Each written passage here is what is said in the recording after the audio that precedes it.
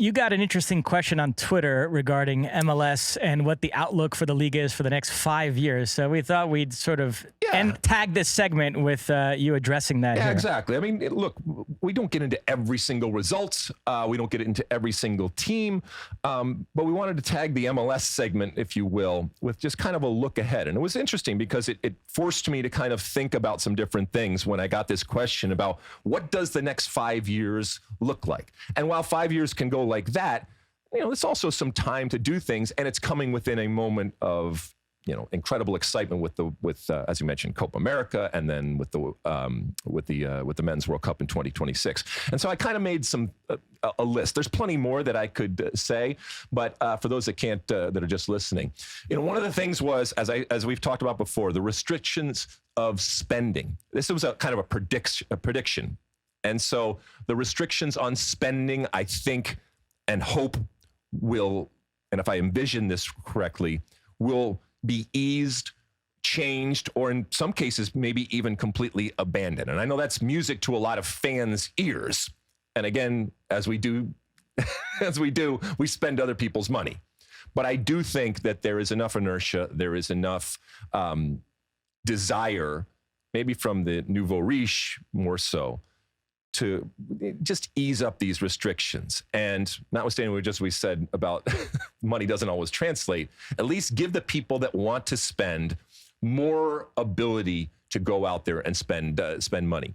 The second one I said was a transition to a new commissioner. Now, look, Don Garber has done an incredible job, but at some point he is going to move on and do other things, whether that's other things in sports, in business, or retire. And when he does, he is going to leave MLS in a completely different position, in the most positive light than when he first took it over. And they will build statues, they will give speeches, and I think everybody, even if you disagree with stuff that Don Garber has done over the years, will recognize and respect how far the league has come under him. But I'm really, really interested to see what MLS looks like without Don Garber going forward, and who that person is that comes in. Do they have a completely different vision, or they just continue on? Is it somebody with a much more traditional type of background, maybe a former player? Is it because now we have a lot of them in a business capacity? Is it someone that we know, a la Garth Lagerwey? Or is it someone that we don't know? Is it someone that comes from overseas and makes an impact? All of those different things. The expansion is always a talk when it comes to MLS. So I said expansion slows, but I don't think it's stopped. And you still have markets like Vegas and Detroit and San Antonio and Phoenix, and the list goes on and on. And I think if people are willing to spend, $500 million to come into the league's not going to say, oh, no, we can't possibly do that. And certainly the geography says that MLS can expand and do things.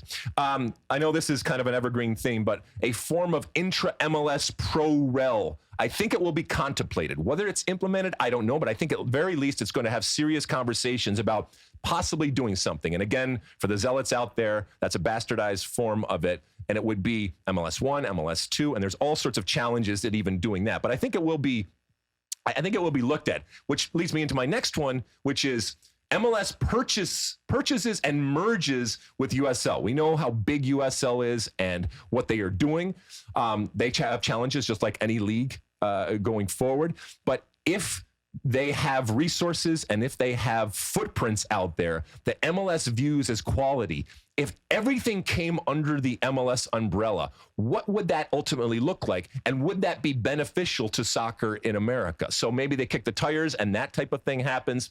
And then from a player perspective, I mentioned Pulisic, McKennie, and I think many, many more are signed and brought back. So 5 years from now, after Pulisic has done what he's going to do with AC Milan, or maybe others in there, and after the 26th World Cup, I could see more players. And I guess that goes right back to if there is that ease in spending and the ability to do so. So those are some of the things. Now you see this, Mosse, anything that you think is ridiculous, anything that piques your interest, anything you'd like to add?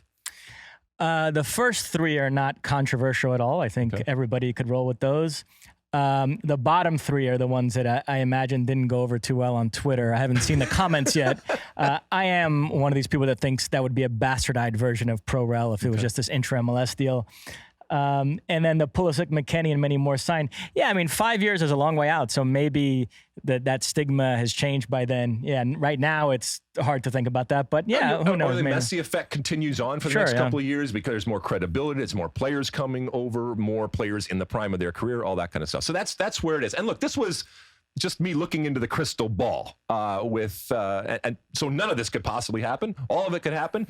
Various forms of it could happen going forward. But let us know what you think if you look into your crystal ball as to what you think MLS would look like, and I guess maybe even what you would want MLS to look like over the next 5-10 years. It's a fun little exercise to do. You like that clip?